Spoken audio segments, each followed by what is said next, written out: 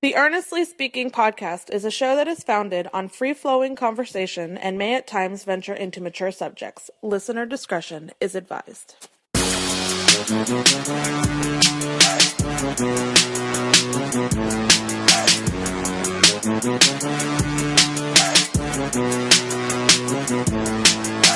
Earnestly Speaking podcast coming to you November 1st, 2022.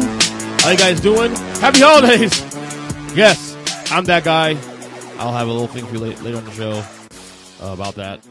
It is November. I'm the guy that lumps the holidays into 2 months now. At least now I do. I was never this way until recent years, probably till COVID. But I'll talk about it later on the show. It's gonna be a pretty good one today because we're gonna have, of course, this is Tuesday, so we'll have on Kyle Nash to talk about the. We're gonna do a letter grades. It's now halfway point in the NFL season. We'll do a letter grades for each team. We did this last year on the show. It was a great time. We'll do it again this year. Like I said, also real quick, before we get to anything else, of course, subscribe to this podcast on any podcast catcher, Apple Podcasts, Spotify, Stitcher Radio, Google Podcasts, you name it. Especially, please, guys, especially more than anything else, please, the YouTube page, Ernest E.J. Christian on YouTube. Please visit my page, smash the subscribe button, number one. We're doing a lot of cool stuff there. There's clips of the show there. There's video clips on there too as well. We have clips of audio clips of the show. We have other cool stuff going there. Other projects we're doing in the near future. So look out for that. But please subscribe to the YouTube page. That's where really is my energy is going these days on the YouTube page. So thank you guys so much for supporting my work and we continue to make this happen. You know what I'm saying? And like I said, I'm not trying to keep this portion of the show short because Kyle and I got to go in on the letter grades for all 32 teams in the NFL. But I do want to touch on a little bit on last night's game, last night on the football game, of course. Well, first of all, before we get to that, apologies for not doing a reaction pod on Sunday. I had a long day. I was going to do a reaction pod on Sunday night, but I was exhausted. My wife was exhausted. I was up with the kids all day, and by the time I was able to settle down and get my bearings in, I was just done for. I knew I'd even 15 minutes of a podcasting time, I don't think I would have done a good job. I thought I've been gone. You probably would notice it too. So, like I said, but as I said, you shouldn't be surprised. Like I said, the Sunday pods are not promised. They're not something I'm going to do every week. It's case by week, case by case scenarios. It's how I feel, and if I have the time to do it, if I have the energy to do it. But in any case, though, we're going to be talking about a lot of other stuff anyway. In the letter grades anyway. So, last night's game, Cleveland Browns spank the Cincinnati Bengals, 32-13. Weird stat: Joe Burrow, AFC champion Joe Burrow, Super Bowl contender Joe Burrow, has never beaten the Cleveland Browns. A weird situation. Last year when the Bengals won the Super Bowl, Trudeau lost last year to the Browns. It's weird. And obviously people are going to say, well, are you worried about the Bengals going forward? No, I'm not that worried overall. The line was bad last time I won. The Browns, it's a weird matchup. It's a weird divisional optics. I don't, certain, no matter what, there are certain teams, no matter how bad they are, there's certain matchups, certain teams that gives you fits. And that's kind of the Browns and the Bengals these days. It's weird. I still think the Bengals are a better team. Obviously the record says so, and I think when it's all said and done, the Bengals will be in the playoffs. I think they'll be in the playoffs, and I think, their issues are not something like last night. To me, last night's game was a throwaway tape game. There's nothing to take away from that game to say, okay, well, obviously Jamar Chase not playing did not help, but I still think that Jamar Chase. I'm not saying that it would have not helped him playing, but I don't know. That game was just so weird that and Burrow had no time to throw the ball. That I don't think would have mattered honestly in the grand scheme because they were at the quarterback a lot last night.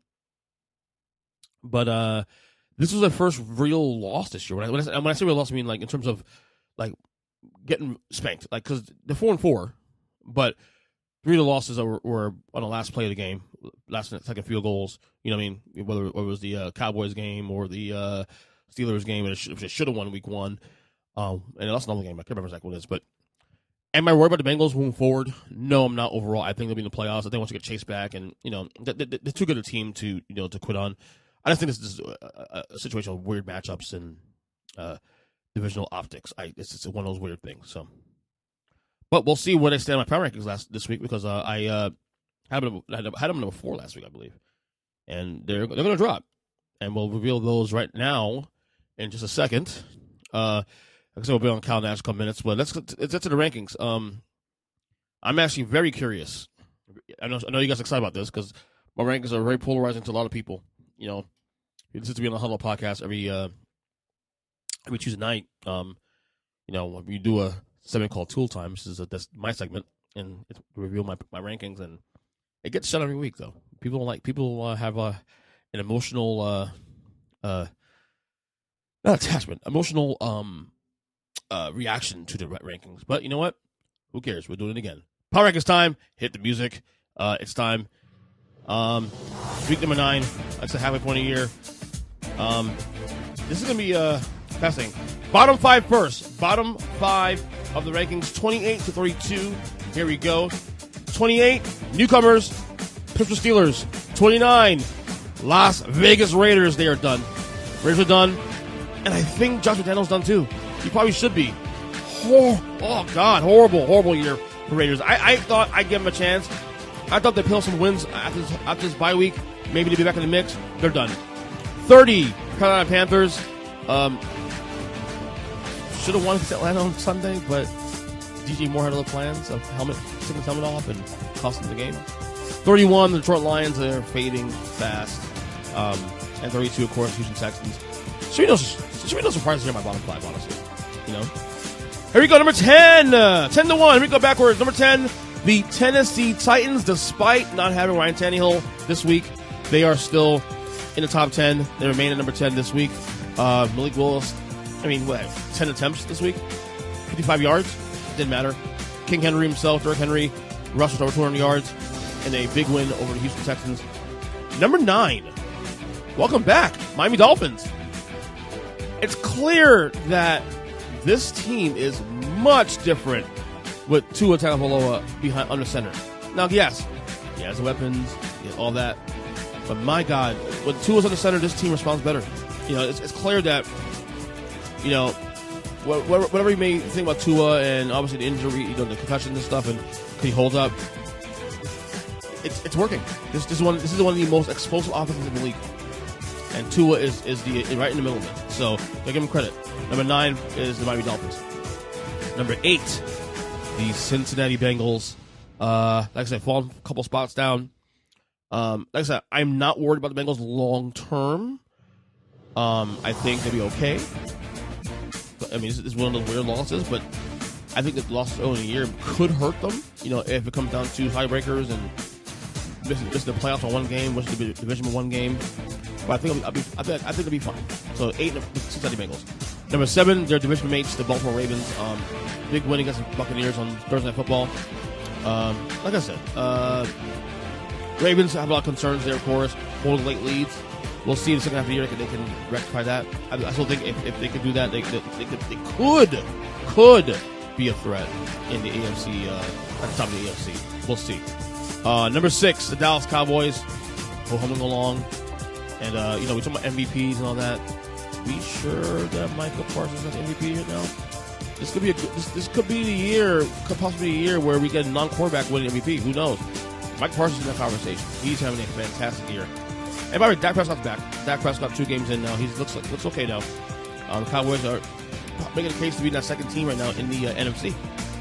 However, these next 2 of the teams right now, I believe, are the second best teams in the NFC. I'm going to go 4A, 4B here instead of 4 and 5. 4B is the San Francisco 49ers. Huge win against the who did they play? The Rams on Sunday. Huge win. I've been telling y'all all year long, I don't care what the record is. If this team is in the playoffs like last year at 10-7, 9-8, they make it in the playoffs, the wild card, I don't give a crap. This team is dangerous. This team, to me, roster-wise, probably the most complete roster in football. I know Jimmy G's not liked by a lot of people here. Jimmy G's, whatever. But that team goes to the wall for him. 4A is Minnesota Vikings. So here's the reason why I put Minnesota Vikings in 4A and 9 and 4B. I haven't shown the Vikings some love because they are 6-1. We got to show respect there. Okay? At the same time, if you're asking me which team is better, if these 2 teams play in the playoffs, Who you pick? Neutral field. Oh, I don't care where it is. It could be in Minnesota. Who you picking? I'm picking the Niners. But I have to give the Vikings credit for being 6-1. Vikings have to show me that they're a team to be reckoned with at the top of the NFC with Philadelphia. Okay? You don't get to cut the line when you've been a team that's failed many times. Okay? The Niners have not. The Niners have been to a Super Bowl in recent years. The Niners have been to NFC Championship games just last year. They have the trust factor with me. That's why the Niners are getting a lot of love. The only reason I have Minnesota still at 4A, and 4B for the trust, 4A because of the record. Gotta give them love there. 1, 2, and 3 are not going to change. 3 Chiefs by a week. 2 Eagles, another dominant win against the Steelers. And number 1 Buffalo Bills. Though I will say with Buffalo, I'm a little concerned about the running game. A little concerned. Getting a little too Josh Allen reliant. But otherwise, to me, they are still the best team in football. They have half a year to fix that problem.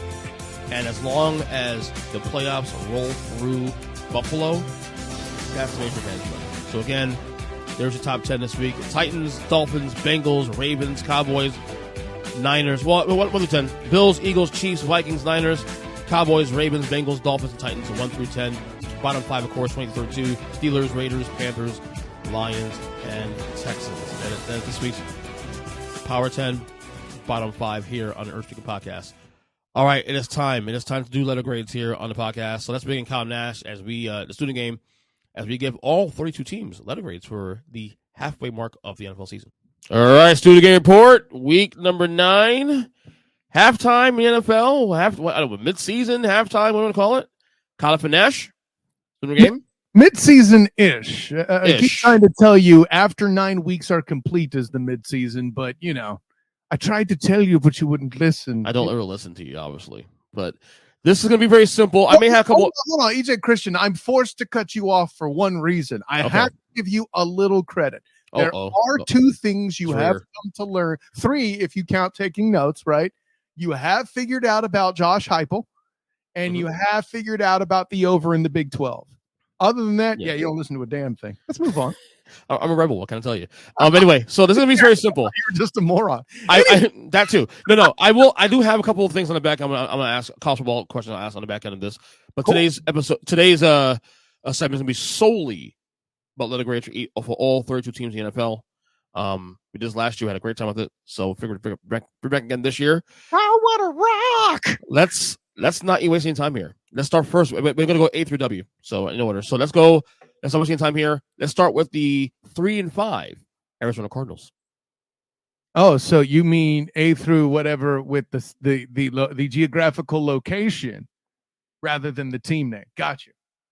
No. Listen. With the Arizona Cardinals, I got to tell you, when they came to class, I didn't really know what to expect them from this part of the term. They had a lot of stuff where there were a lot of distractions at home. And although, some of the reactions from the students in question, one student in particular about not playing so many video games was just very negative. I got to tell you where they're at 3 and 5. Obviously, there's some things that they have done this season that, don't stack up to where you would think they'd be. But by the same token, they were also very surprising in other ways, right? Losing to the Rams, who we've come to figure out are hapless. Probably not a great mark. I feel like they could have done a lot better on that test. Certainly, anything involving social studies in their local domestic region and learning about local culture over in the NFC West, with losing both to the Rams and the Seahawks at this juncture, not going well, but they could still bounce back in the back half of the year. And again, closer games against tougher teams, the Eagles only losing to them by 3. It leaves promise at this point. I'm going to give them a C because there's still time for them to turn it around. But late, in times past, DJ Christian, the Cardinals, especially under Cliff Kingsbury, start getting a little bit of that winter fever going on Christmas break early and not finishing the season well. So, but I'll give them a C for now, since they do have possibility. And if they perform well in class, I'll give them an A. Yeah, I almost don't see myself. Had they won against Minnesota, I would have given probably a C, maybe close to B minus, considering the fact they didn't have D-Hop for the first 6 games of the year. Right. Obviously, they were holding serve. as much as they could. So they really aren't far as I thought they'll be. But I gave them a C minus because I thought that loss is Minnesota. Had they won that game, okay, you're at 500 where you should be. No big deal. You lost Hopkins for 6 games. Now you have time to catch up.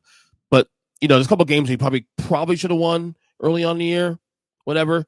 But I still think they're one of the most intriguing teams to look at in the second half of the year. I think this is a team that is a slightly disappointing, but I feel like could actually turn things around and improve the report card. Yeah, and I don't expect us to go over other teams this much because you say intriguing, I say unpredictable, which that too. You're being far too positive by calling them intriguing because this could still fall flat on its face. Right. But it's intriguing because to me it's intriguing because it can go anywhere. Well, that's what I was about to say is statistically and historically, the chances of them falling on their face incredibly high. So that's why I'm not as intrigued. I'll be intrigued depending on how they do in their midterms this year, as they have in the next 3 weeks. The next 3 games. The Seahawks, well, call it 3 weeks, whatever. The Seahawks, Rams, and 49ers. If they have a good stretch there and put themselves in a position to rescue their divisional record, that's going to do a lot for their grade. Right. Okay. Here we go. Next one here, we have the 4-4 Atlanta Falcons. There's been so much cheating on their test, but also I've seen students cheat off of theirs as well. Little Tommy Brady stealing from the Falcons is what kept them out of first place this week and playing for it. But also they stole from another kid too and bullied the Carolina Panthers after they made the mistakes last week with kicks in overtime. It's really hard to make out what these students really are. We all expected them to not be interested in class or not spend enough time necessary as they did coming into class.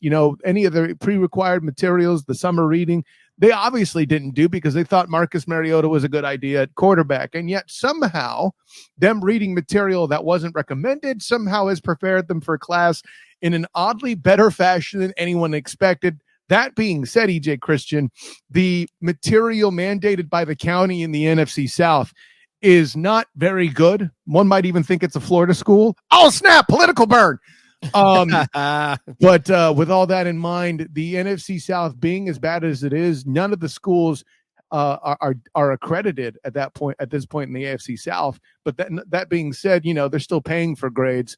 And it's hard to give the Falcons anything less than a B minus right now with what they've accomplished. They've won games they shouldn't have. They've been handed games. That's true too. But it's hard for me to punish them.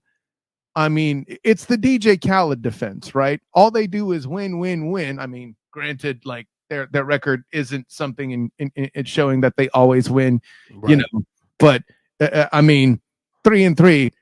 Better than we thought. And the reason why I can't just give them a C because they're, at 500, they've beaten tough teams, whether they should have or not. And they are first place in the division right now. And that can't be taken from them achieving that with Marcus Mariota. Quarterback, I have B minus. I feel like it's a little harsh, actually. I want A here because when your team, come on! When you're a team that is looked at as a bottom 2 team, not bottom 3, bottom 2 team. In fact, it was between them and Houston and maybe Seattle as with the first pick in the NFL draft. Okay, so not only have they not overachieved, not only they've overachieved this year through 8 games. They've overachieved absolutely. But what's impressed me too is that other than last week's loss to Cincinnati, even in the losses they've been competitive, which really shocks me. I'm sorry. Their behavior in class makes it impossible for me to remorse. You're going just on academics, and that's fine. But I need class participation, and I need good behavior in class also. I understand that, but when your team, no, but you don't. You have an A. So don't tell me you understand. No, it's an A. It's an A. You're wrong. Well overachieved. I mean, Arthur Smith, Arthur Smith might be in the conversation coach of the year. Stop it. Again, I will see how that goes going forward. I know it makes you mad. Oh well, but again, I thought this team has already doubled their win total I predicted this year. So you put I have in 2-15 this year. Yes. How have they doubled it? I'm They're 4-4. I know they're at 4-4, but like sure. I am at 215 this year. Again, this team was one of the bottom 2 teams I had this year. Listen, I had them at 4-13 myself. And they're already there 4 wins. 2-11 is already you giving too much credit to the rest of the division. I'm just throwing that out there. No. But that's the thing. I'm glad you said that because I'm not even equating the divisional disappointment around everybody else. I'm not even saying that. I'm not even using that. The fact in first place has nothing to do with them. This is a division of sports. That's to do with Tom Brady and company. The system is incomplete, but it's superior to yours. Got it. Okay. But they're as a team itself, not including obviously being in first place is actually quite shocking. But I mean, it is what it is. So I gotta give him A. Okay. All right, next one here. Zach's second favorite team. He's just high by the way. 5-3 Baltimore Ravens. There's plenty of minutia to be disappointed with the Ravens over. Mm-hmm. Let me be clear, right? How many times have they come to class unprepared during the year to fail in big tests, just to get and the part that frustrates you is it's getting the last question on the test wrong when they're trending towards passing. It's just a very disappointing thing to see, when you're observing what the Baltimore Ravens are. Yet despite, doing bad on some tests, they're leading a very tough division. And the material in that division, they're battling it out, right? As much as people laugh at me when I say, don't forget that the Browns are there and they're not done. Then we see Monday night. I tried to tell you, but you wouldn't listen. They're frisky. Yeah, I'll allow that. So I'll put it this way.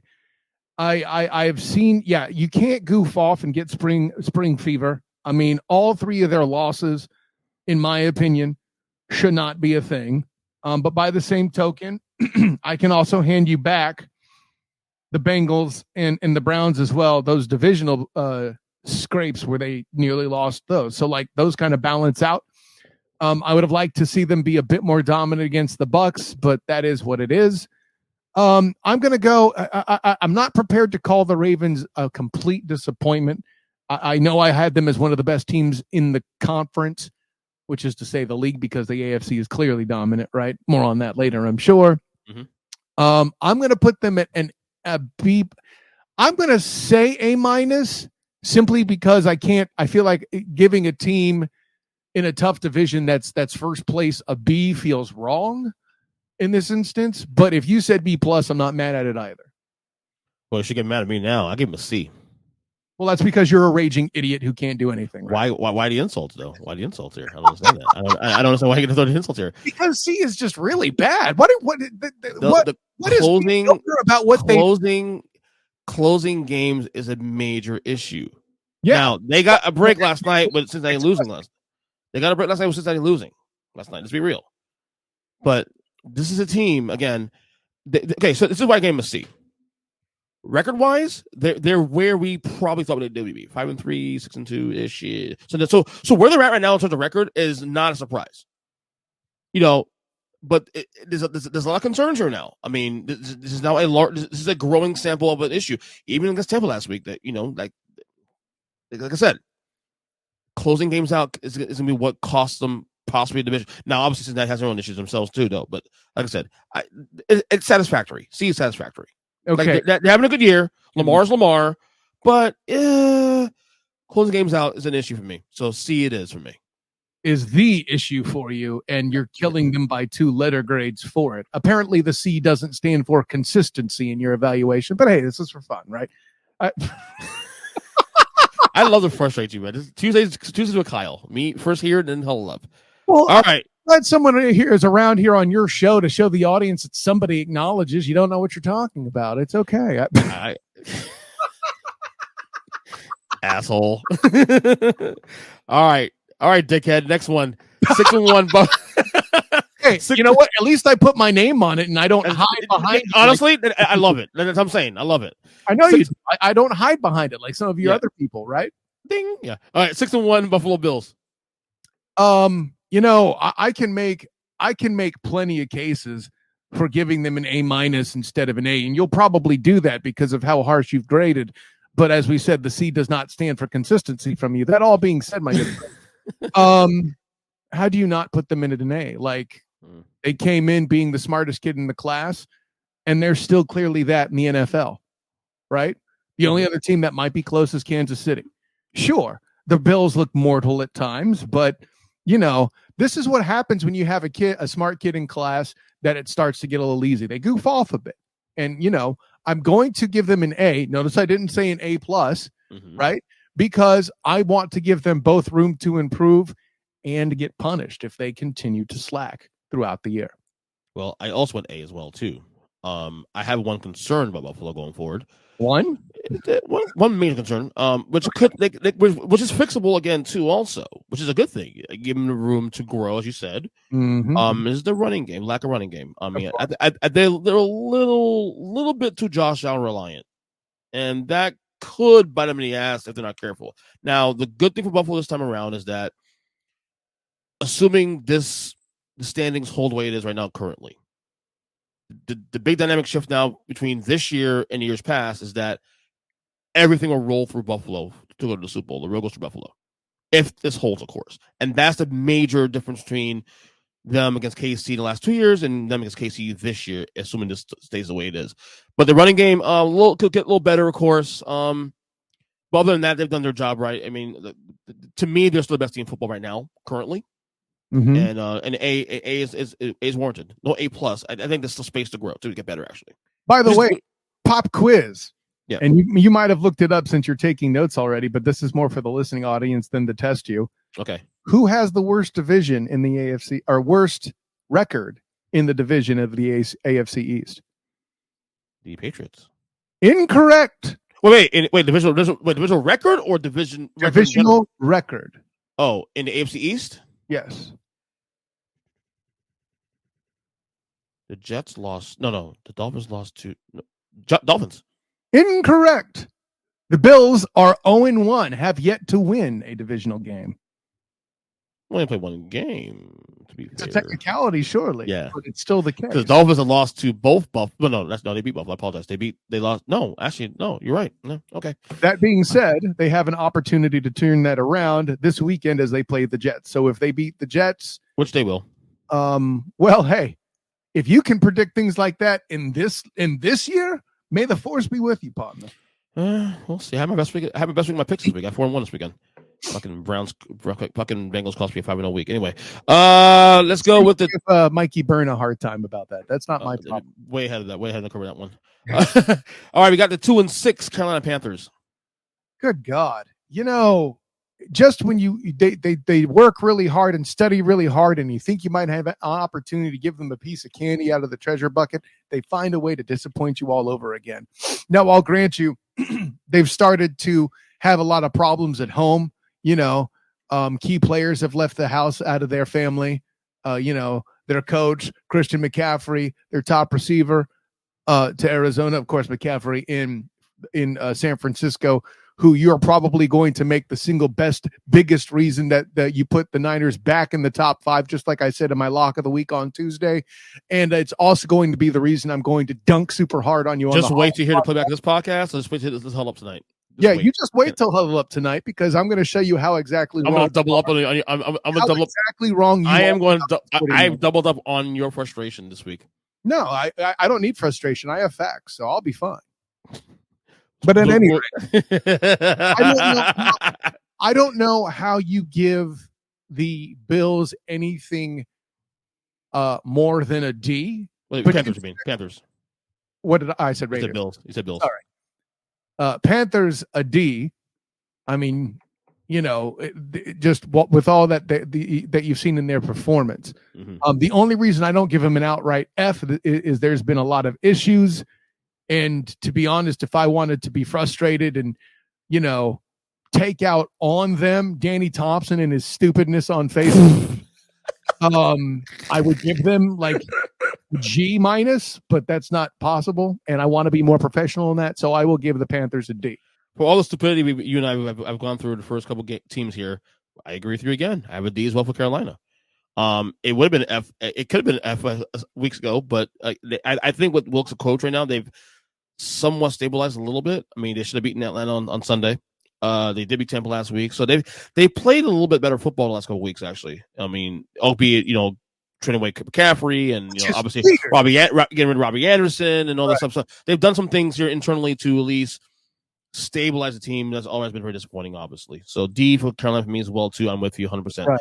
And I want room to improve. If games go by and we still see more proof that the coach was that big a problem, listen, I can't reject my bias outright towards students that have dealt with bad coaching. I covered the Jaguars for the 3-point conversion, for goodness sake. Bing!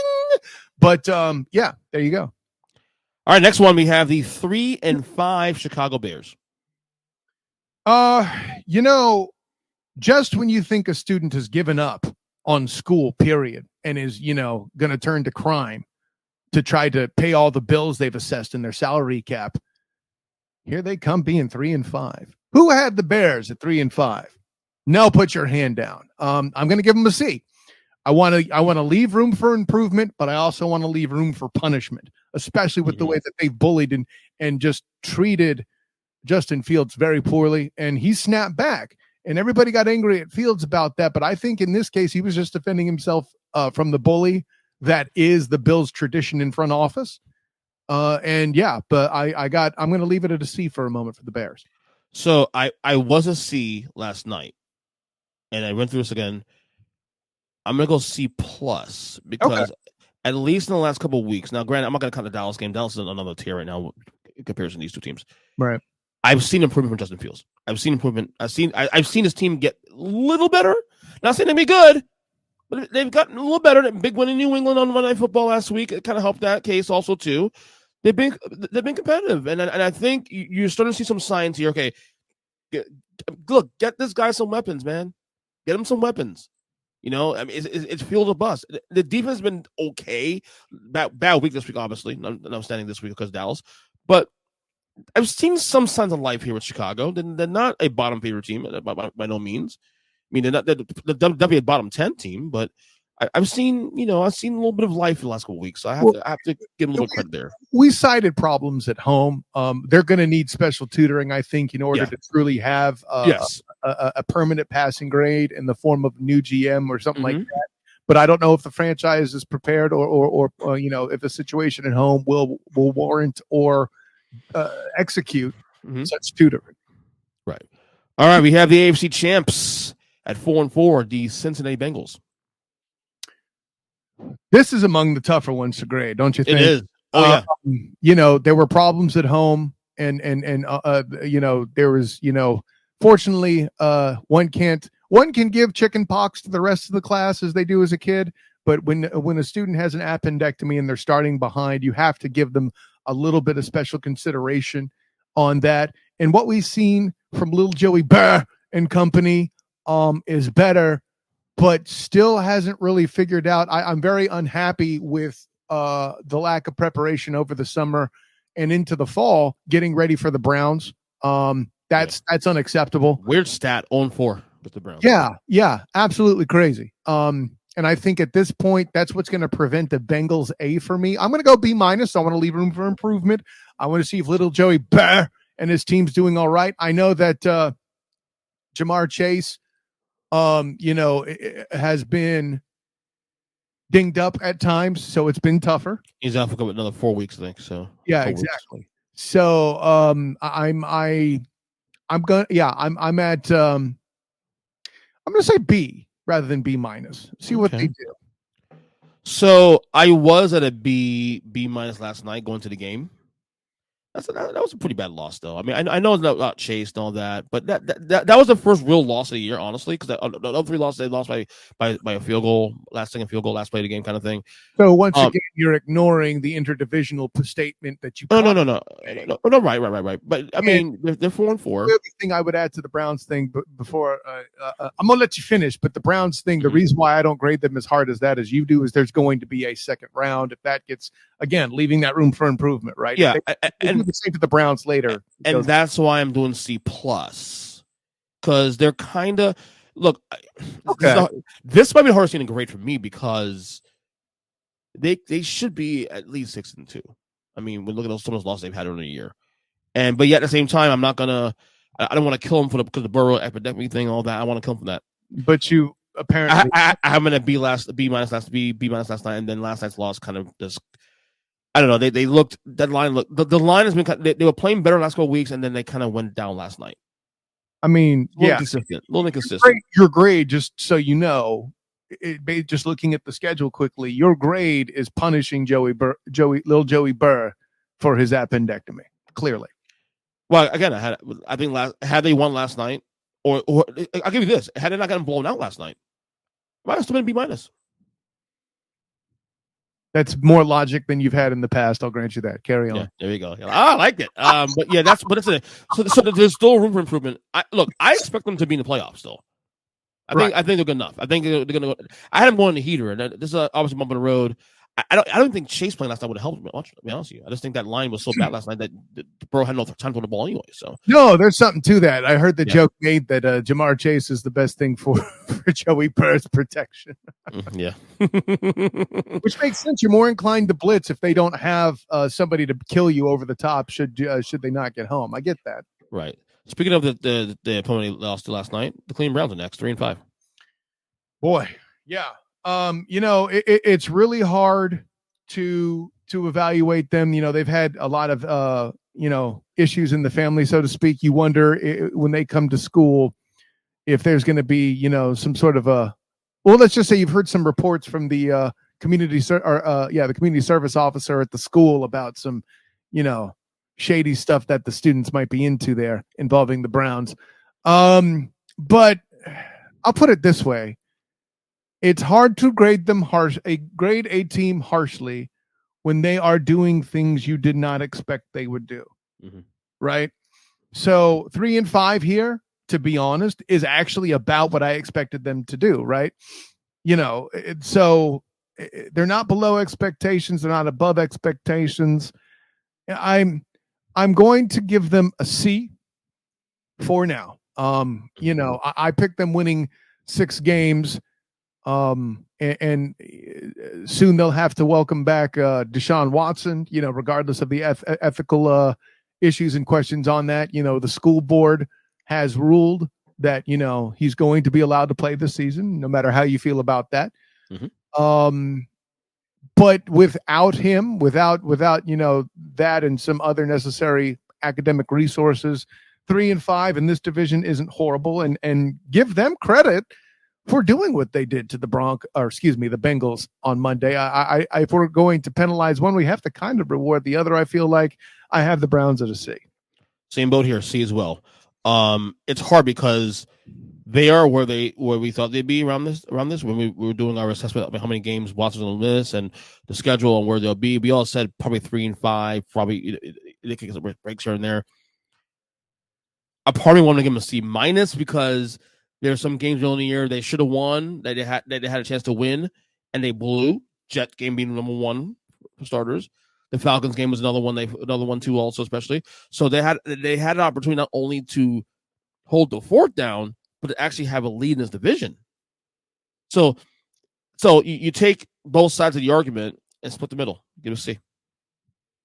Right. So, all right. Next one here. It's Big Jim's Dallas Cowboys, who are 6-2. I don't see how you give them anything less than an A minus. I'm going to give them an A. Their defense has been fantastic. They've had to deal even with some sickness. Missed a few days of class here and there, especially little Dakota Prescott. But they're still coming around doing things. I don't necessarily expect them to be the highest mark in the class. Certainly not valedictorian at the end of the year after the Super Bowl, but certainly they've outperformed expectations in a division, by the way, that continued to grow as a whole as well. They've somehow still kept with the tide. If you had told me that, hey, the Giants and the Eagles are going to see a resurgence, you would have expected the Cowboys to be in the dust, and they aren't. Regardless of how you feel about their performance, you have to give them that much credit. I'm giving them an A, and they have plenty of room to be punished if they refer back to their old ways. Absolutely. If Dak was healthy all the way through this entire year so far, this would have probably gotten a B plus probably. The fact they're 6-2, Dak missing a chunk of this year is why they got an A as well. I can't agree with that because their offense didn't really change while he was out. No, what I'm saying that like, everybody had him for dead. Had to see him for dead after Dak got hurt. Oh, that's over. Right. But what I'm telling you is when Dak came back, how much did the offense change? The answer is not a lot. No, which is smart. Now, obviously, don't things a little bit too also with Dak. Dak has thrown the ball a little more in this last game in Chicago. So he had a Dak game this past week against Chicago. Against Chicago, we get it. I mean, look, it is a schedule. But I expect a third grader to be able to read at a kindergartner level too. There, EJ. Okay. The point is, we're in the same boat here. They got here at 6-2, a large part because of trusting their philosophy, and Cooper Rush not making mistakes. So yeah, they deserve an A. Absolutely. Management of their schedule and time in class has been very good. I'll agree with that. Right. Okay, here we go. Next team, we have the 3-5 Denver Broncos. I mean, do you give them this? This might be the only team on the docket that gets an F in its entirety. And the only reason why I don't give them an incomplete is because their inability to pay attention to class is out the window, right? Listen, say what you will about little Rusty Carrington Wilson, okay? He is obviously distracted during class and by things that may not necessarily even be his fault. He's a growing man now or a growing boy now, and he has a girlfriend / wife that's the same person. You can't really say wife for school students. The analogy doesn't work. Right. But, yeah. Trying to please Sierra is higher on his list than academics. Trying to film a good commercial and come up with a good slogan appears to be ranked higher than academics, whether it is or not. That's the look. Trying to make sure that he's in shape for PE up and down the rows and aisles between the desks is more important than the academics. I know that he beat the Jaguars on the field trip to London. I think that says more about them than it does the Broncos. More on that later. And his tutor, Nathaniel Hackett, should probably be fired by the tutoring agency. Just absolutely just nonsensical, the stuff that he has them study. So yeah, it's an F all the way around. I was very close to joining you that. No. I was very close to joining you. Hold on. You're going to be brought up on charges. Let me finish. I was very close. You have anything other than an F? I went D-. Expect a call from child services in 2 days. Okay, I went D-. And the reason I went D- is because they saved their. Look, they're probably not making playoffs. Obviously, they saved their. They for the time being, they saved their fucking season for a week or two. In London. They let Russ. They actually was smart and let Russ cook in the second half of that game. I need you to. No, they didn't. We'll get to that later when we talk about the Jags. I need you to explain to me save their season. Can they make the playoffs? Well, mathematically, it could. Obviously, I don't think it will either. So, and for the record, can they get a winning record? The answer is no. Look at that schedule. So please tell me what the F they saved. I mean, they're not 2-6. That's all I can say about that. Whoa! Like I said, how about that for Kyle? For the record, I didn't have any playoffs this year coming to the year anyway. To the record, but you had a winning record, right?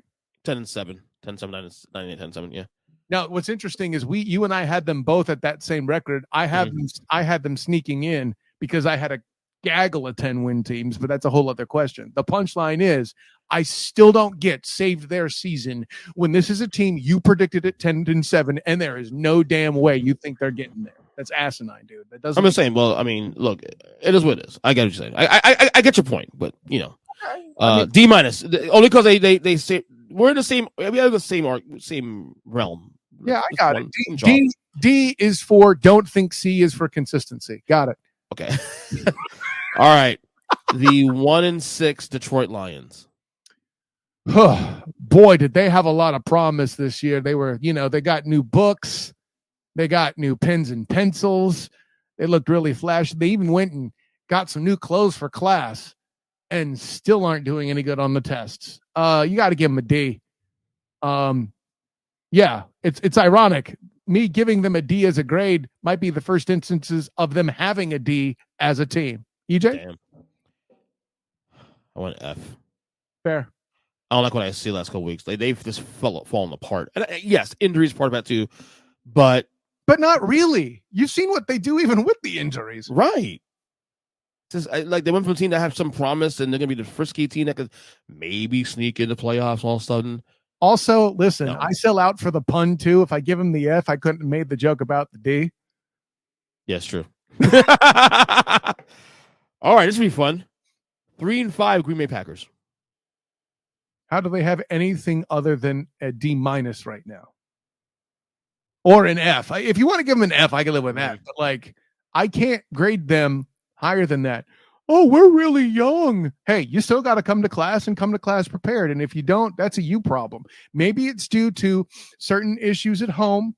You know, maybe your tutors weren't smart enough to give you the proper materials to get you ready for class, you know.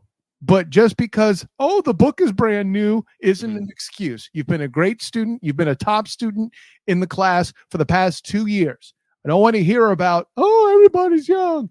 It's good. It's a factor, but some of the losses on the schedule for the Packers, you'll even agree, quite nonsensical, right? Like when you're in a position where they're about to face the Lions and you just don't know, you know, you're losing to the Red Tails, Commanders, you know, yeah, that's where I'm at. Yeah, F? No, D. I said D-. Oh, D-. I have a D. Okay. D. They played some heart on Sunday, I will say.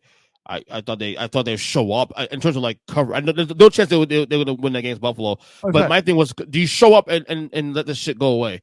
And they at least show some fucking fight late in the game. Was that more about them or more about the top student in the class slacking off? Could be a little bit of both. But both is fair.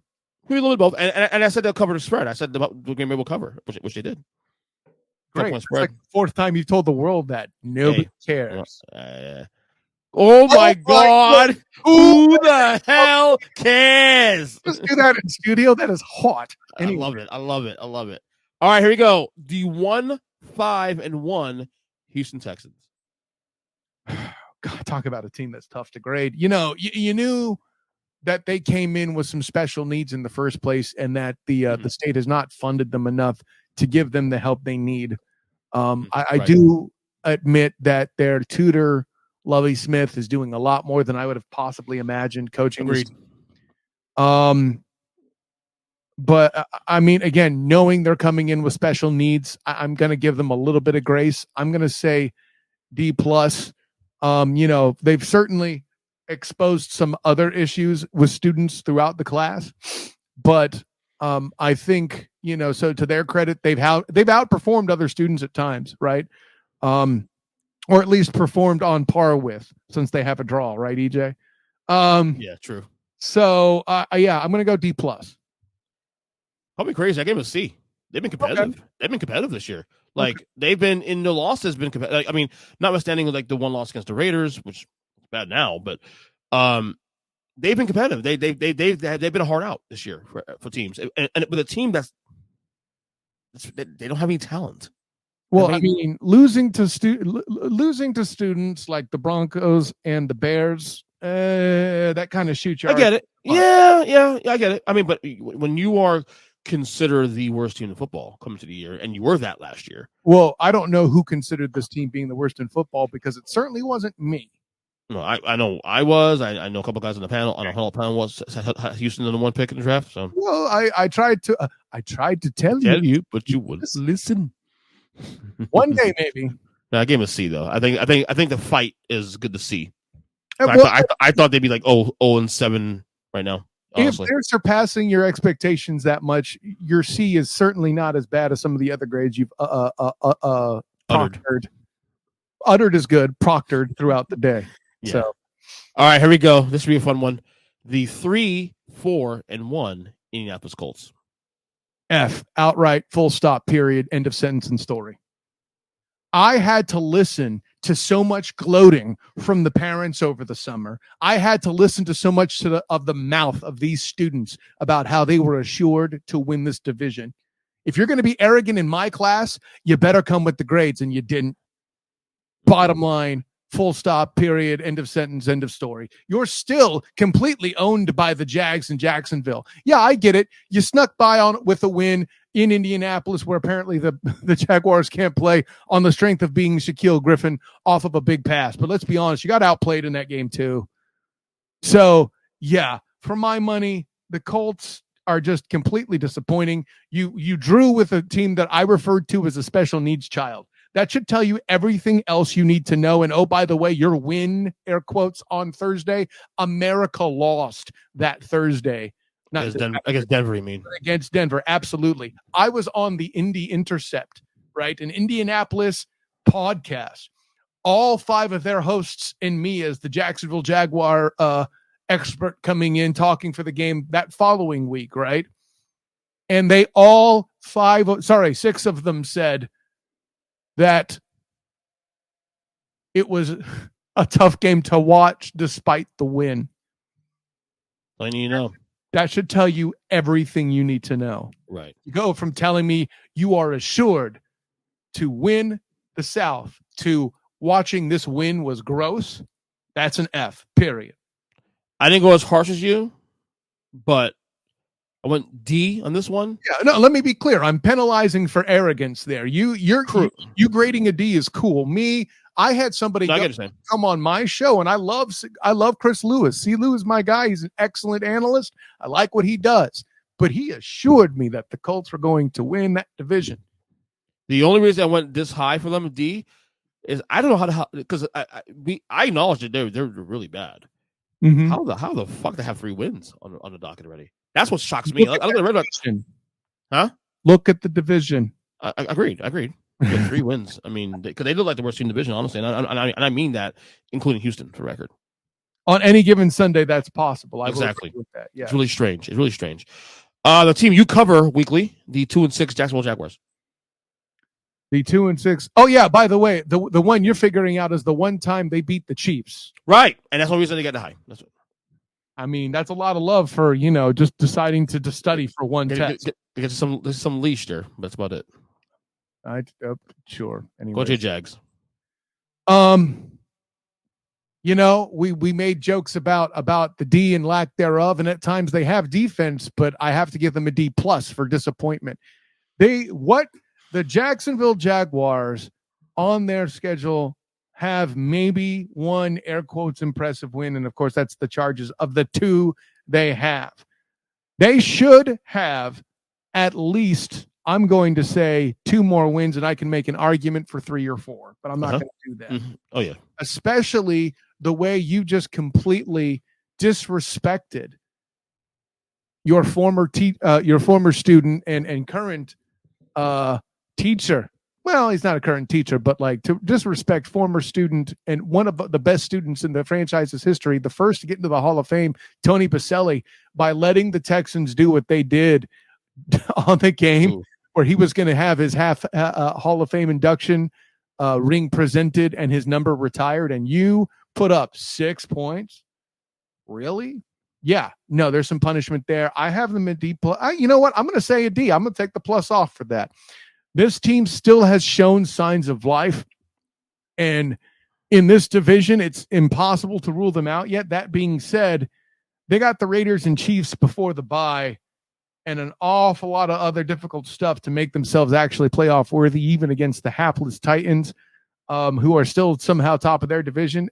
That's going to be an interesting one when we get there. But yeah, I'm where I'm at with the Jags. Despite some people alleging me a fan, I have no problem being harsh on them. But I gave them a C- though, because they've been they're a little worse. I thought they'd be right now, a little worse. I thought they'd be the first team in the AFC kind of thing, and they have been. They should have beaten the Giants. Probably should have beaten the Giants. Probably should have beaten who's the team they lost to that they should have won.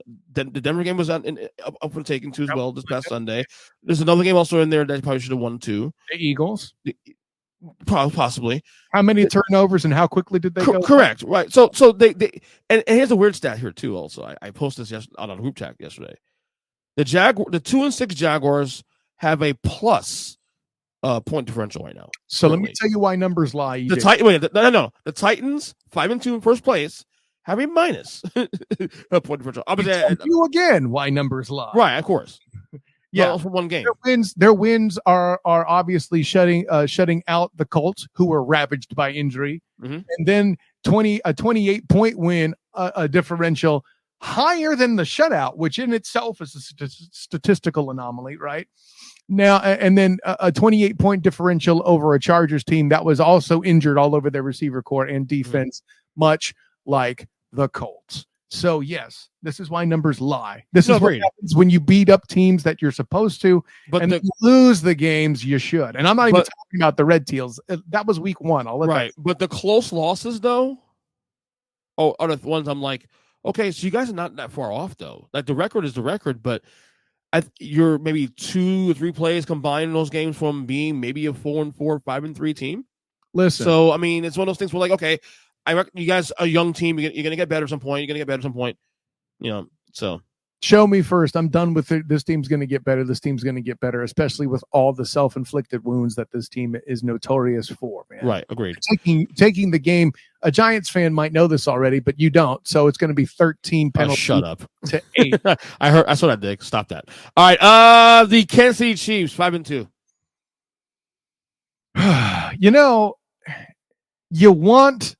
You want to penalize them because they've done some things and have been allowed to get away with some things that they shouldn't.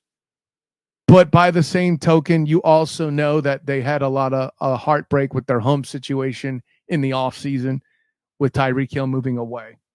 So I'm going to go A-. I want to leave some room for improvement. I feel like they're still clearly the head and shoulders above the division.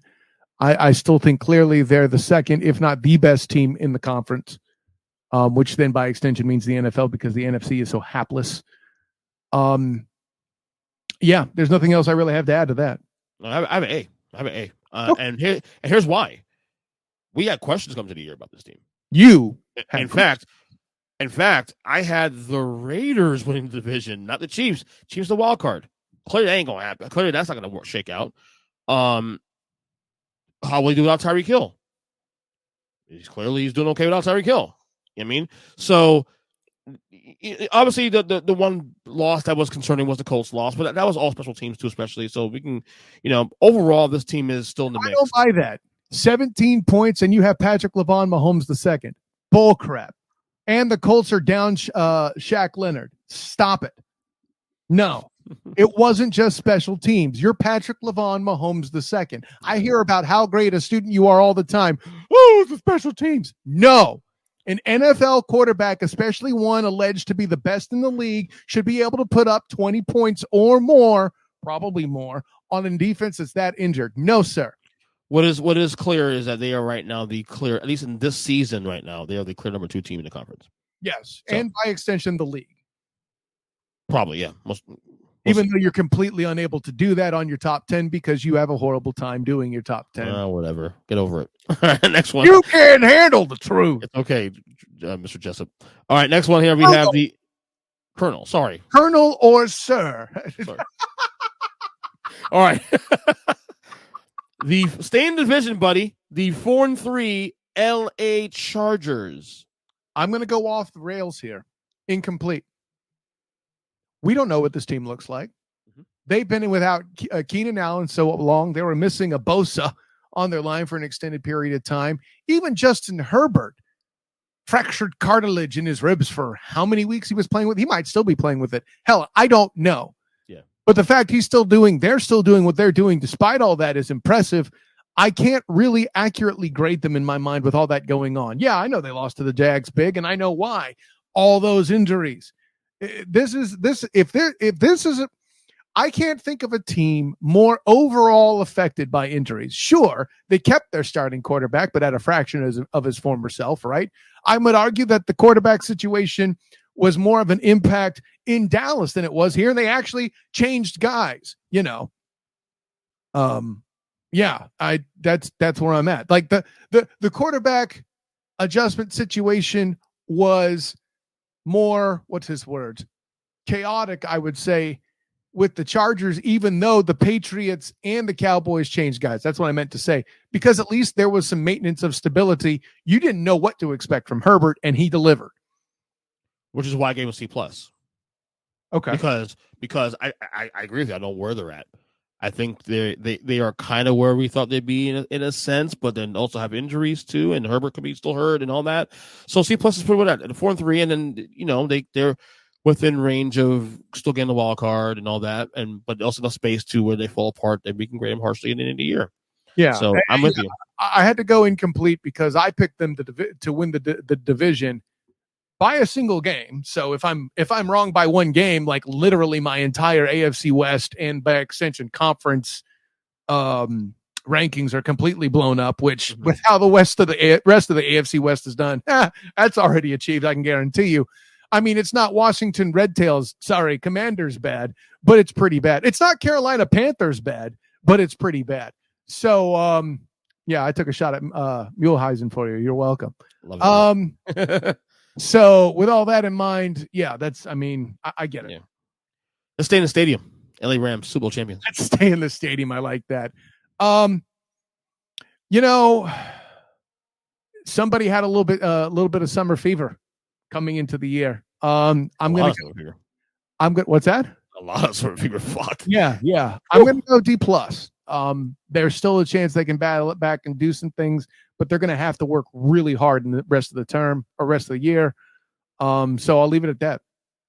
I went D as well. Let down. And even the wins have been kind of like meh. You know what I'm saying? Oh, you're pointing out the Falcons, for example, right? Yeah, but the Falcons didn't have the expectations the Rams had. That's kind of the point. Look, the Rams can still go to the playoffs, and hell, they can still win the freaking division if things shake out. But not a good look for 8 weeks in. I'll tell you that right now. All right, here we go. The Las Vegas Raiders, who are 2-5. I can make an excuse to write an incomplete, but I won't here. That would be as dumb as you using 1A and 1B.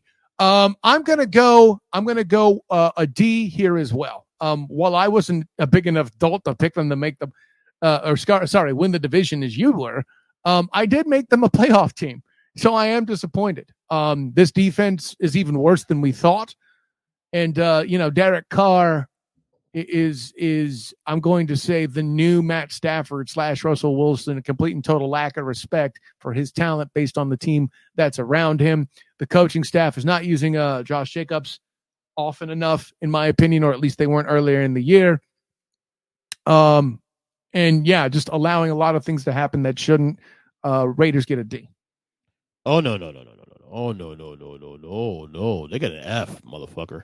They got an F. Ooh, F, somebody F. made No. Mr. Julius Matt. Sorry, Mr. No. It's not just the fact that they're playing this morning; is that they've fallen apart now. I was a D until this Sunday.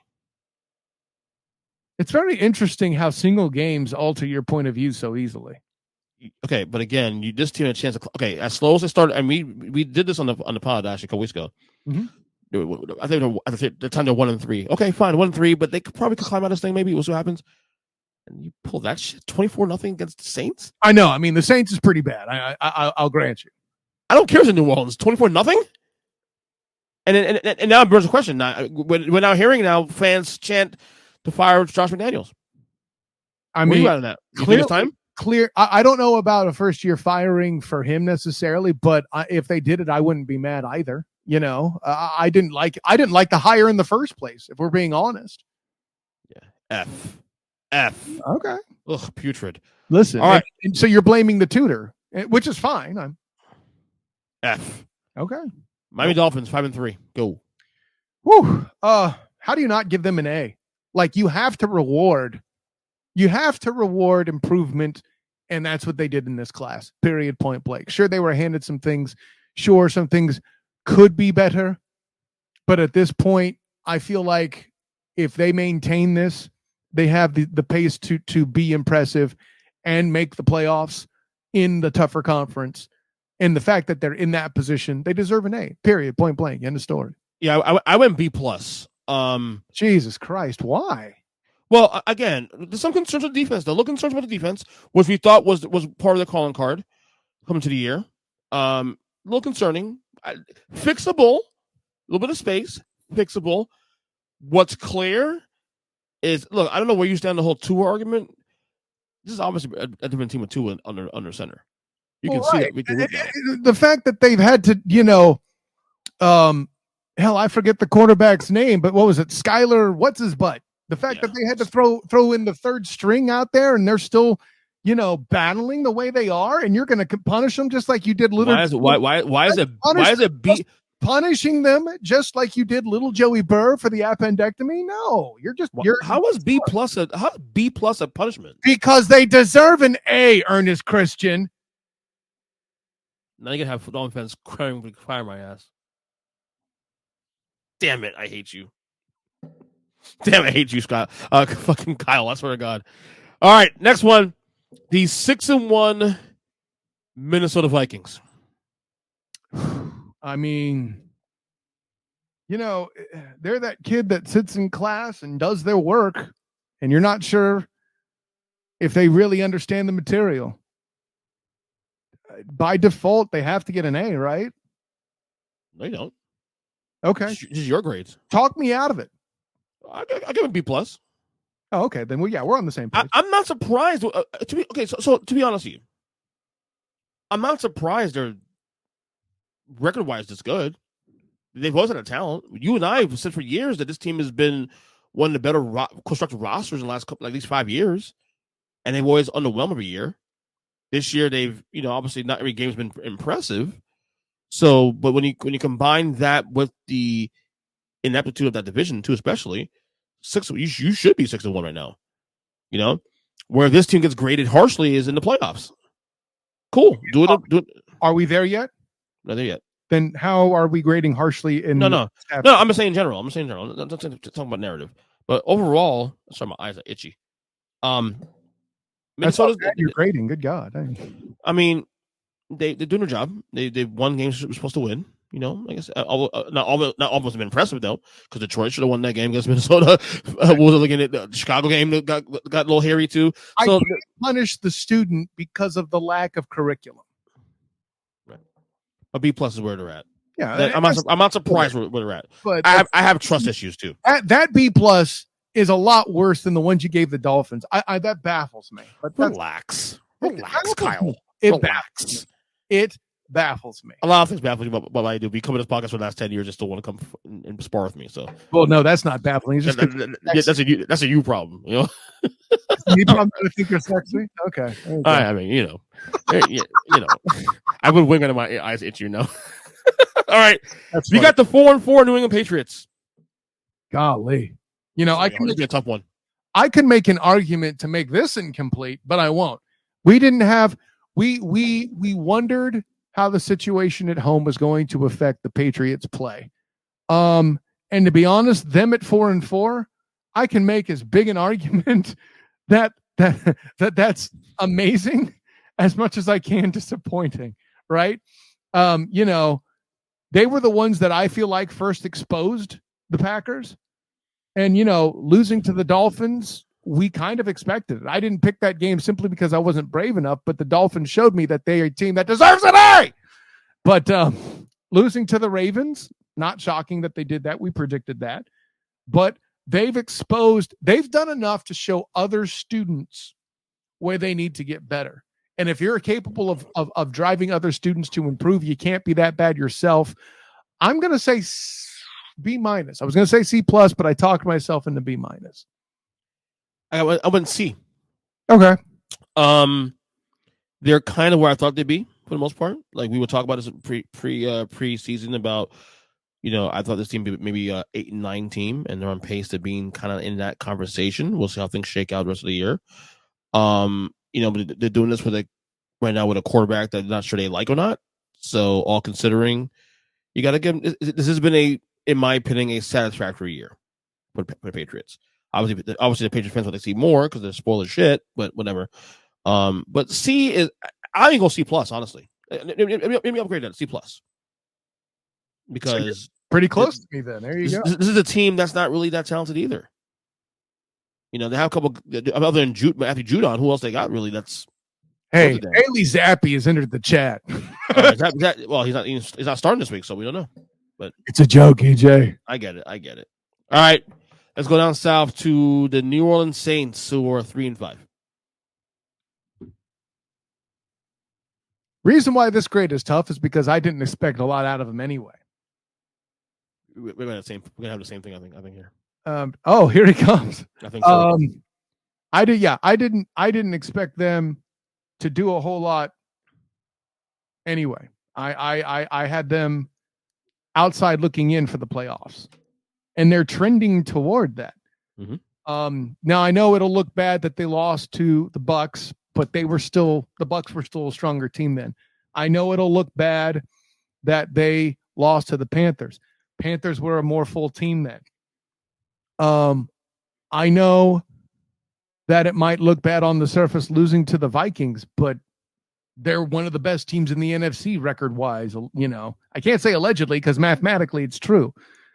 Beating the Seahawks, something not a lot of teams have done.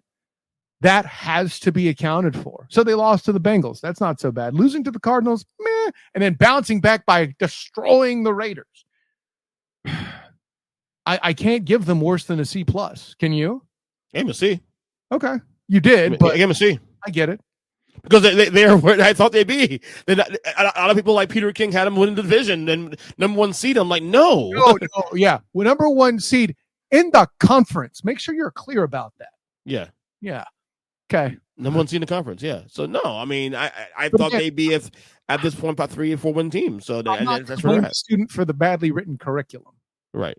Yeah. Like I said, they're where I thought they were. So 3-5 it is. All right. Now, here we go. My 6-2 New York Giants. I mean, of course you're giving them an A. Of course, absolutely. A lot of it is I still feel like they're cheating off of a lot of other kids' papers right now. There's a lot of times where, the Titans, I feel like they cheated off their paper. They cheated off the Jags paper. Titans paper. Didn't I say the Titans? I thought you did? Okay. Yeah. Well, I opened with the Titans, and if I didn't say Ravens paper. Ravens paper. Yeah. I don't feel like I'm going to give the Giants more credit for that than those other two, for sure. But them also handling business against the Bears and the Packers can't be ignored. Then they, I think, have learned a lesson by getting their papers cheated from the Seahawks. Mm-hmm. And what their tutor, Brian Daboll, does, though he's not as good as everybody seems to think, I think he is going to get this team to learn a lot. They're going to trend up later with what's going on in their schedule. At this point, it's hard. They got Detroit and you're forgetting about the Texans as Houston well. Also in the next 2 weeks. Yeah, I mean, it's going to really.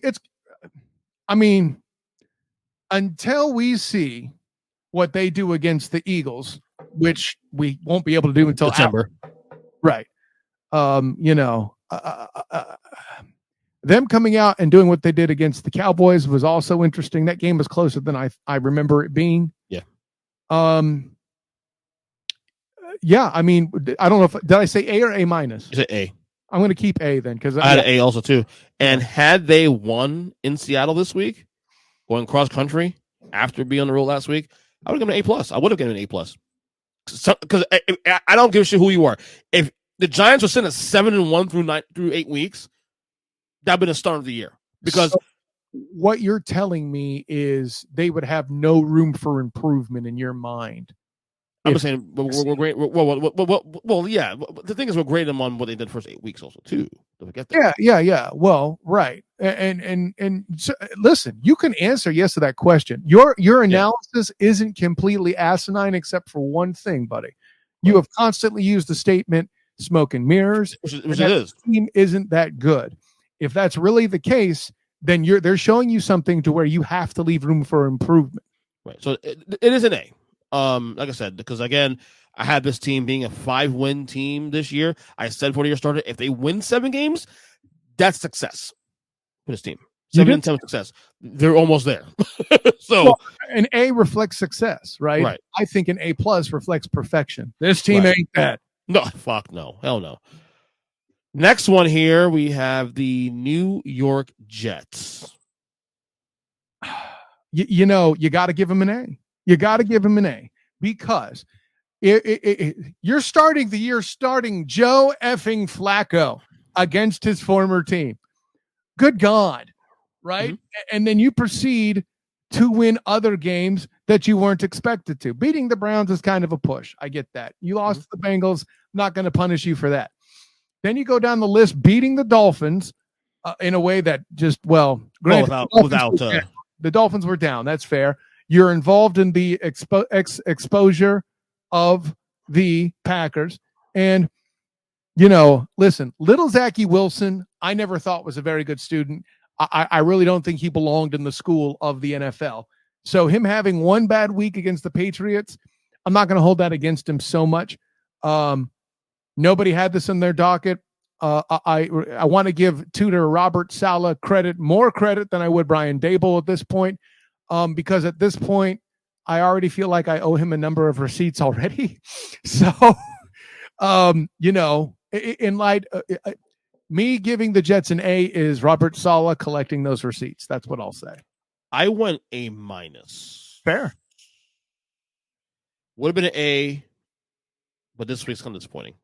Yeah, if they beat the Pats, you give him an A. No, that's completely fair. Because, I think they're a better team than the Pats, honestly, on roster-wise. I don't know if I can agree with you on that. I'd have to look. Do you think they're even at best, probably? Maybe even? The fact that it's that close in your mind says more about Robert Saleh than it does the Patriots, in my opinion. Okay, fair enough. But I went A minus this one. And the luck game against the Browns. There's a lot of luck on that one. But again, your 5 wins. This is a team that will be the bottom feeder. You know what luck looks like. You don't because you're not, but John, I get it with luck. It happens. Right. Okay. We got the unbeaten Philadelphia Eagles here. 7-0. A plus. Next question. A plus here too. A plus. They lost a game yet. And by the way, the reason why I'm giving them A plus and not leaving room for improvement, did you see the way Jalen Hurts threw the football this past weekend? Bruh. That's our guy. Threw the football. Just let you know that you and I claimed that shit for years. Like the last couple of years. Thank you for reminding the world at large. I was trying to be a professional, but I'll gloat. Sure. F you guys. You were wrong. We were right. Suck it. Fuck y'all. I tried to tell you, but you wouldn't listen. Exactly. All right. Not even said there. Eagles. A plus.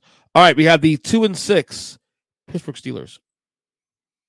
I'm going to give him an F, and this is based on arrogance. Let me tell you where I'm coming from. Mm-hmm. Little Mikey Tomlin, or is it Little Omar Epps? Little Mikey Tomlin. Okay, I did. They're half brothers, different parents, but they look very much the same. It's a whole thing. Punchline's this: you were arrogant, and you did not follow the rules of the class, and you thought you would be able to still be successful in school, starting Mitchell Trubisky. Everybody tried to tell you otherwise. And you thought you were special because you bullied a kid that had come off an appendectomy to open the season. And now look where you are. Kenny Pickett has done a pretty good job for a rookie. Obviously, not Manning, Peyton rookie bad, but he's not changing lives necessarily either. I think he's going to have a fine future in Pittsburgh. And I feel like this team would also had a better record were he starting the whole year. Instead, his first full start, because you did what you did, came against a very tough team. And that is not the student's fault. So I said what I said, EJ Christian. I'll leave it at that. I won't go that far, but I see your argument. I actually like your argument. Yeah, I'm punishing arrogance. You don't do that like I do. Right. I went D. I was closing on doing D minus at one point because of the same reason. I do think with Pittsburgh, though, that there are... Really quick, that in my mind, you doing that is more harsh than what I did. I'm clearly saying it's a punishment. That's why you're here. You're not punishing them, and you still see D minus. That's a statement, buddy. Right. I do think there's some games that have lost that they could have won. The Miami game was definitely in for the taking. They had to last the ball late to win that game in Miami last couple weeks ago. I mean, they win that game. That changes some perspective there. So they had a couple of games they could have won, and it is the Jets game that they could have won, and they blew that game. So they have moments where, I mean, look, the Trubisky thing was absolutely 100% agree with you on that one. Pickett should have been a starter from week 1 on. Period. In discussion. But yeah, arrogance. Yeah, definitely. I'm a little disappointed in this team. I know that we knew this would be a rough year for the team anyway, but I didn't think it'd be this bad. We didn't know it was going to be rough. Actually, we well, at least I should say, assumed they would start Kenny Pickett and set up a situation to where it'll be less of a high flying offense than we've seen from the Steelers in the past. We expected a traditional Steelers team. Now, granted, were I not punishing little Mikey Tomlin, I would have also accounted for TJ Watt and his injury. I might have lifted it up possibly to a D+ C- range, accounting for that. But no, it's that no, I can't, Now, granted, any Steelers fans frustrated by my statement need to also look at it through the lens of they have room for improvement. They may not make playoffs, but if they improve significantly, I have no problem raising to a C if they do that. Right. All right, next one here we have your 4-4 49ers. I got to give them a B. They are dealing with adversity in a way that I don't think anyone could have fathomed. Trey Lance getting hurt, a lot of defensive players getting hurt. They were without Deebo Samuel this past week. Their fullback, Kyle Juszczyk, who means a lot more to this offense than anybody will give credit, you especially, because you're a basketball man who's analyzing the Niners like one. They've dealt with a lot of adversity and done a lot of things, and have also lost and faltered in a lot of ways that they shouldn't have. Please see the Bears and the Falcons, and don't give me this rain trash. The Bears had to deal with that too. That's a sorry excuse, and I hate it when anybody uses it, let alone other Niner fans. But yeah, that's where I'm at with the Niners. It's a B. I want to leave room for improvement in case we get consistent play suddenly from Jimmy G. And yeah, but the defense is doing great, and I love what little Christian McCaffrey has done for the team so far. That actually, in my mind, leaves me in a position to have more concern for the Niners rather than feeling better about them. I went B- only because of the record. I want to go higher, actually. Top 5 team with a B-. Okay, because the record's should be better than this. Okay, but you're asking me who I trust in the end going forward. It's this team. I'm telling you, I've been saying it all year long. This team was a B-. Cool. B-. You went B. What was the big deal? So it was like a half a point there. I'm not the one trying to also sell them simultaneously as a top 5 team while giving them a B-. They're the team the hardest to grade, because we look at records as kind of the indicator about where we stand. Like, obviously 4-4 isn't the greatest record in the world, but again, this is the same team that started 3-5 last year, or 5 minutes from the Super Bowl. I don't see what the not my words. It has to do with it. My point is nothing to do with this. My point is, I trust them in the end, and I think when the end of the year comes around, they'll get a better grade. I think they'll probably get an A. Who knows? Just because a student isn't cheating off another's test doesn't mean they're trustworthy. Whatever, Kyle. B- it is. Whatever, right. Irish fan. Go Irish. Seattle Seahawks 5-3. Pete Carroll, coach of the year. Just because you don't like a student doesn't mean you have to penalize them for it. I'm going to give the Seahawks an A. Little Petey Carroll is probably one of the most intolerable students I can deal with. He's always interrupting class, yelling and doing stupid stuff in class, but when it comes time to take the test, he's passing it. Little Geno Smith is certainly the most improved student in the class, and I would need to hear serious arguments if somebody has somebody else, because I'm not taking them right now unless you really wow me. Little Petey Carroll has done his best to try to repair that defense. A draft pick or two has gone well, but let's be honest, their defense is still pretty bad. But pretty much everybody thought that this was going to be the worst student in the class, and they clearly aren't, period, point blank. A as well here too. And by the way, I know, I get why people can't stand Pete Carroll. I get it. I still like him. I get why people don't like him. I mean, He's a little listen, abrasive. if you want to like corrupt college coaches that ran to the NFL to escape from facing the music while Reggie Bush still doesn't have a Heisman, you do that. No, I totally get it. Something an Irish fan would do actually is to want to see that sort of thing from USC people. Except I'm an Irish fan, so hey. Mm-hmm. Anyway, shouts to Big Jim and Matt. Yeah, the Humble Podcast, and Jordan Bruscarini, also an Irish fan.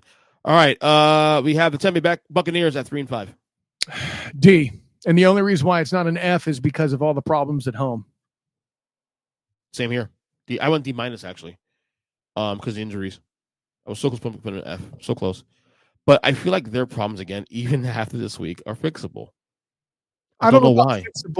Fixable is the wrong word. It is implied you can do something and it's within their control. You can't control injuries, and you can't control civil unrest in a household between million/billionaires. You can't do that. Right. All right, two more teams here. We have the 5-2 Tennessee Titans. They haven't done anything that I can hold against them or penalize them for, and I'm not going to blame the student for the curriculum. They have an A. I give them a B because they've been special. They just won 5 games in a row. They've been special. Listen, winning a game last week, starting Malik Willis at quarterback, got to give him some consideration for that. Yeah, of course. That's special. I mean, to me, are they? Here's the problem with Tennessee, though. And I think you might actually agree with me on this. So we agree that number 1, Buffalo, number 2, Kansas City, right? We agree with that, right? Sure. So Tennessee technically has the second best record in the conference. Well, tied second best record in the conference, right? But would you take over Baltimore right now? I don't see what that has to do with anything. No. That's what I'm saying. I'm just making a point about why it's hard to grade this team, in a lot of ways. Trust team. I feel like, and I think you and I both as educators, when a student doesn't live up to their potential, we have to account for that as well. And we both have a relatively low potential for the Titans versus the Ravens. So we can't just leave that on the table, but I see where you're going. They're kind of overachievers in my opinion.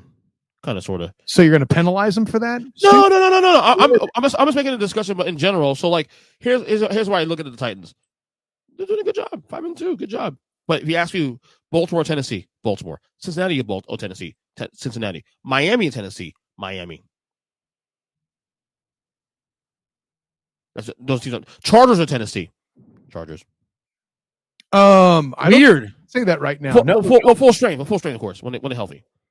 Well, again, technically, we don't know what full strength looks like for the Titans with Malik Willis coming in. Maybe he is the stronger option. So again, depending this time in 3 weeks, if Malik Willis is lighting it up, that might change your answer with that whole Tennessee LA thing. That's why I'm saying you're a little quick on that. It wouldn't be your first knee jerk reaction, Right.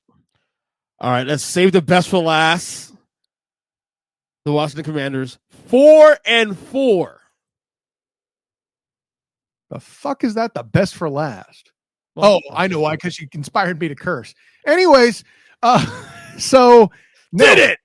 Yes. Took an hour and 60 minutes this segment to do that, but we did it. I did. You're such a child sometimes, and it makes this great. So am I, but that's not a complaint. Right. Listen, the Red Tails, the Commanders. See, this student can't even write their name correctly on their paper. They can't even write their name correctly on their paper. How do I take them seriously as a student? Exactly. Yeah, I mean, there's still a chance later in the year that maybe they can do something to believe in them as a student. But I'm gonna need to see that first. You beat the Colts, and they have Yosemite Sam Ellinger at quarterback right now. I'm gonna go D because I can't give them a full F. Like I said, I want to leave some space for improvement, but I'm going to C because they're kind of in. Good God! Whoa. Well, again, this is also about personal expectations, though. I haven't gone to playoffs this year. Remember that? So they're kind of in the below that. They're kind of in the. But they're kind of in the, where I thought they'd be, sorta in that. No, stop. That doesn't make sense. I need help with. I had them as a playoff team, but they're not trending that way, so they met my expectations. You can't have all three of those statements simultaneously. Well, I thought first of all, I had the wild card, the most of the wild card being a 9-8, 8-9 team. First of all, let's start there. Okay, so technically, 4-4. Is in the earmark of where I thought they'd be. So to see, then you answered the question. There's a first time for everything. Well, but it's weird how we got there because they were 1-4. They were trending. dude, if I'm not mistaken, weren't they number 32 on my list on the worst team in the league 3 weeks ago? At some point they were, yeah, as they should have been at the time. No, and they should have been. And now look where we are now. It's weird. Man, listen. If that statement, it's weird, isn't the signature for this 2022 season, Ernest Christian, I don't know what the hell is. So I gave him a C because they're on only because of that, as I mentioned. 2 quick rapid fire questions, real quick. Number 1, tonight the college football playoff committee reveals their first rankings of the year. How should it look, Kyle? In your opinion? I mean, it's going to be pretty damn hard for them to screw this one up, isn't it? Like but they always every year try to do something a little bit weird. Oh, you're suspecting the hype machine, huh?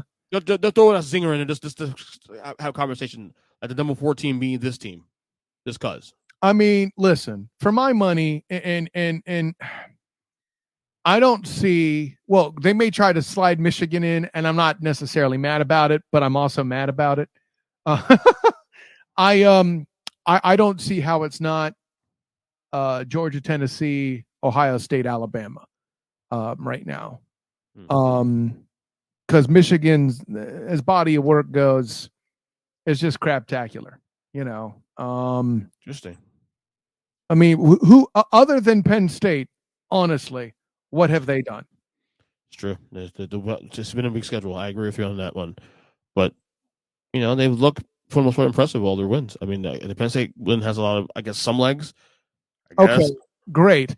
There have been teams, and I know people hate the, they were ranked at the time argument. The reason why that argument is made because at least at one point they were sniffing the rankings. Most of the rest of the teams on Michigan's schedule were not. I probably would go Ohio State 1, as I've been saying. Well, okay. Why? They did not show you that this past the best. They still covered. Who cares? On the road. Covered? That doesn't make Ohio State, Tennessee, Georgia, and Michigan. That doesn't make any sense. Well, we'll see what happens to the committee. We'll be held up. Georgia, or you're not putting Georgia or Tennessee number 1. I don't. The good news about that Tennessee Georgia thing will work stuff out this Saturday, which was my last question here.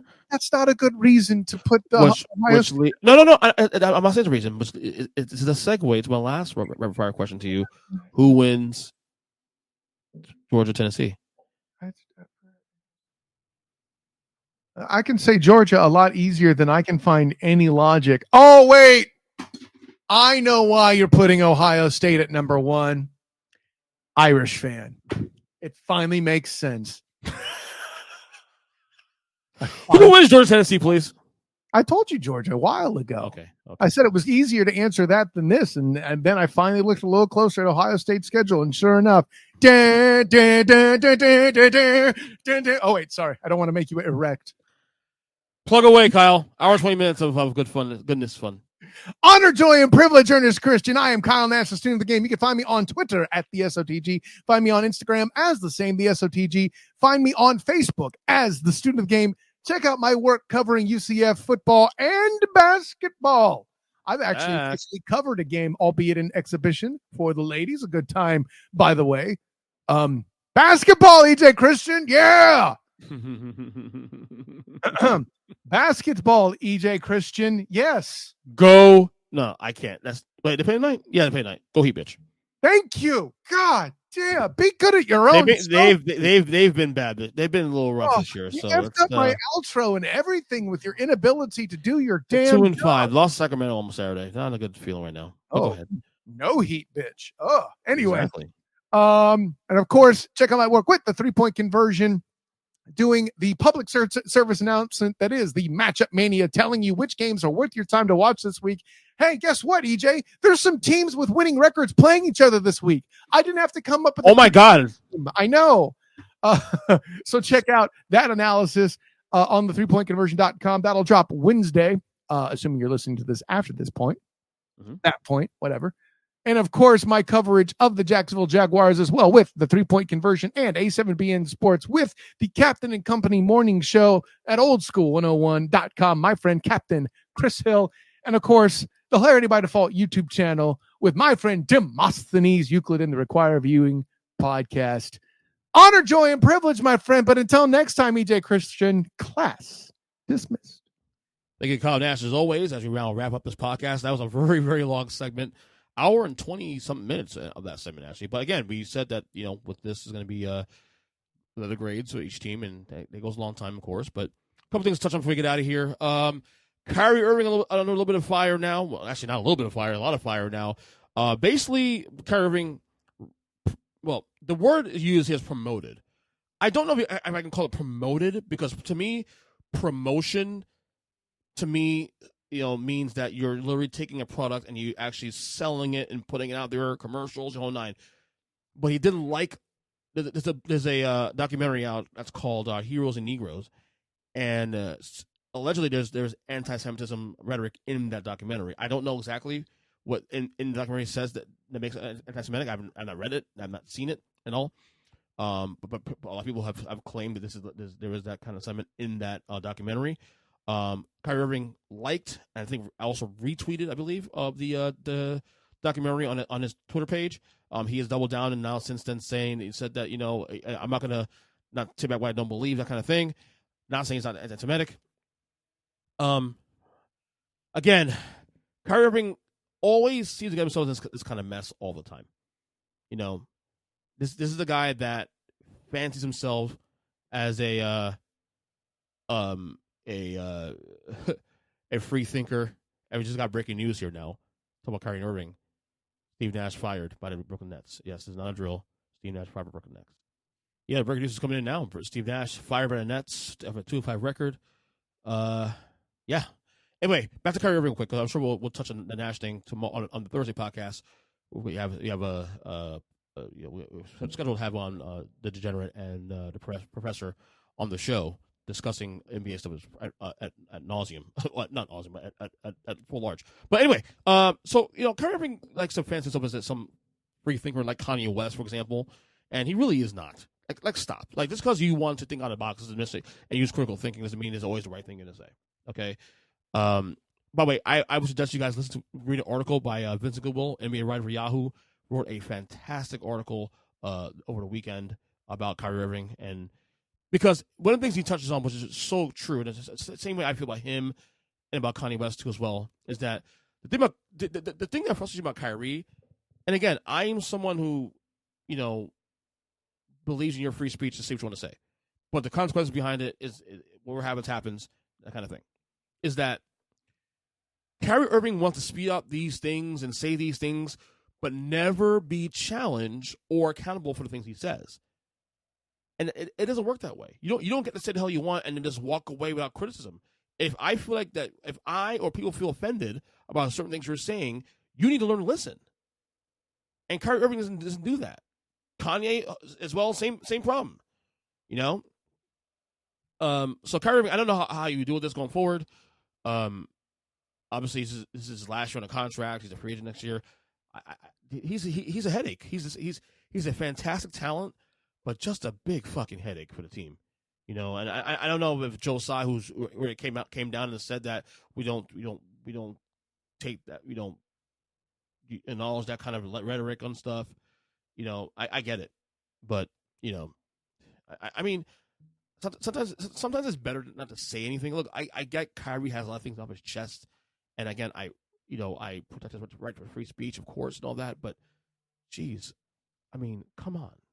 I mean, and now, what I will say is this: let's also be very clear about this. Kyrie Irving did not say the things that's being mentioned in the documentary. So let's not sit there and say that, oh, he's an anti-Semite just because he retweeted something that, may have stuff in there. It's a little different than when you're actually spewing out the rhetoric, of course. Now, it doesn't absolve him of criticism, but it's not treating him the same way. Because maybe there's stuff in there he agrees with. Maybe he ignored the stuff that might be considered anti-Semitic. Who knows? I don't know, but sometimes it's better to listen first before you speak. My dad taught me this years ago. There's and I actually taught one of the episodes of this podcast earlier in the year this too. There's a reason why God gave you 2 ears, one mouth, because you should be listening twice as much as you talk. And people like Kanye West and Kyrie Irving do not do that. They don't do that. So, and that's why they are also in the in the crosshairs of all this. LeBron James also admitted last week too he's no longer a fan of the Dallas Cowboys. Of course, he's been a fan of the Cowboys for years. He admitted in an interview that he stopped supporting the Cowboys. The why is the interesting part of the whole thing, though. Basically, LeBron says that he did not like the way Jerry Jones acted during the whole thing with the kneeling and players kneeling for the flag and all that. He basically said this quote: "It was just a lot of things that were going on when guys were kneeling and the freedom of speech and wanting to do it in a very peaceful manner. The organization was like, if you do that around here, then you won't ever play for this franchise again. And I don't think it was appropriate." Okay, I mean, and it's his opinion. I think there's something to be said about what he said there. Of course, again, one of the things about LeBron, whether you agree or disagree with what he says here, one thing about LeBron I will say, and I've always said the one thing about LeBron I don't like is that I think he's again, I'll say this, I've been saying this for a long time. I think LeBron James is a very well-intentioned guy. I don't like that we treat him harsher than we treat our own politicians who actually are in power to make actual changes in this country. That's what bothers me more than anything else. You can be critical, but also, at the same time, understand that you're giving people passes who actually have more control and more influence on policies and this and that. Like the China issue, for example. Let's slow down on all that noise real quick. But at the same time, I do like that LeBron puts his name on these things. Now, I don't think he's very fat when it comes to politics. I don't think it's very I think he's a lot of blind spots politically speaking. The China issue, because I do disagree with LeBron. I do agree with LeBron should be a little more aware of the China issue, for example, and considering the business he's involved in that have issues there when it comes to civil rights and all that. But at the same time, I don't think we should treat LeBron in the way that, and by giving other people passes who actually have real influence on making changes there when it comes to human rights issues in China and other places like that. So I commend LeBron for being honest with these kind of things and putting his name on things, because people don't have the balls to do that kind of thing, in my opinion. What else here before we get out of here? I was talking about we're actually about a week away from the midterms, and we're going to have a midterm special episode later this week. Probably jumping out on later the week, probably on Friday, most likely. I was kind of a bit perturbed at a tweet I saw yesterday from a Democratic. I don't know who he is, a donor or whatever it may be. Let me see. It's a young Biden donor, I guess, or supporter. It's from Victor Shee on Twitter, and he says, breaking: MSNBC reported that Wisconsin is seeing higher youth voter turnout now than they did in 2018. I'm going to say it again. Young people are frustrated, angry, and we will shatter youth voter turnout records 9 days from now. Do not count us out. Just wait and see. That's Victor Shee, Democratic. I don't know who he is exactly, but he's a Biden fundraiser guy. I don't know who he is. It's someone.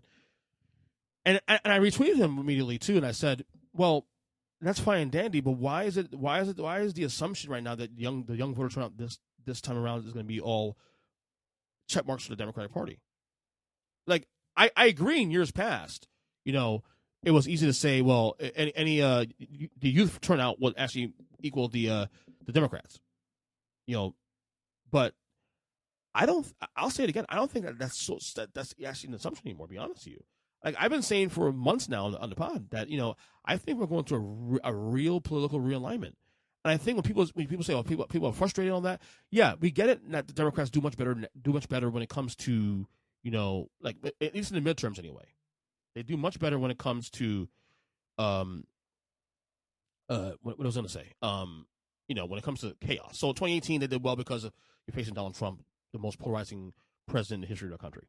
It makes sense, And then obviously, the thought was coming to the year that the Republicans were going to dominate the midterms because, of inflation and all that. But then you have, of course, the gun control issues come up again, Roe v. Wade and all that. But I still question whether or not those things are going to be big time, are going to drive people to the polls this year. Because at the end of the day, the biggest issue right now on the ballot, in my opinion right now, and look, I could be wrong, and maybe it'll play out differently in the polls come next week. To me, the biggest issue in the polls right now is inflation. It's always the economy. The economy, you know, as I say for years, it's the economy, stupid.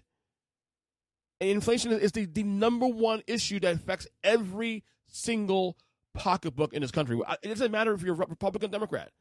Inflation has affected everybody. So when you say young voters are going to turn out, you're not sure that it's young voters that are frustrated with Democrats. And I'm not sitting there saying Joe Biden is the reason inflation is what it is, because I think that's also very short-sighted too, to look at it in that manner. But at the end of the day, he's also the president right now. At the time this is happening, and that's how people who don't follow politics as a whole are going to look at it. Well, this thing happened here, and who was the person in charge at the time? It's that guy. And so, because that guy is in charge at the time, we would blame that guy, and as a result, we're going to vote for the other guy. That's how it goes. That's just how people think. People who follow politics at large aren't going to think that way. People who just live their lives and then decide to want to vote and see why things are all the way they are going to see things, look at that simply, and go the other way and make a decision based on that. Period. Discussion. So there's this Democratic Party of arrogance again that I don't know why.